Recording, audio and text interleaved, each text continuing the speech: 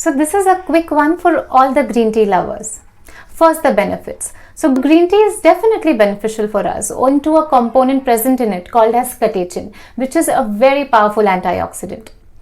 But green tea also does have some amount of caffeine in it, that is close to 36 to 70 units of caffeine in 1 mug of green tea. And that's also the reason why your green tea should be avoided just before you plan to sleep or just before you hit the bed, because it may, that's why, interfere with your sleep.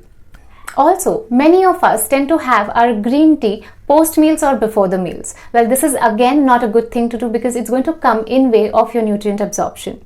If you have been facing a lot of acidity and related troubles and you are doing a lot of green tea consumption, you may want to get your consumption a little lower or significantly lower, because this may also be aggravating your acidic response in the body. The best time to have green tea is definitely in between the meals or around the time when you want to replace a frank cup of tea or coffee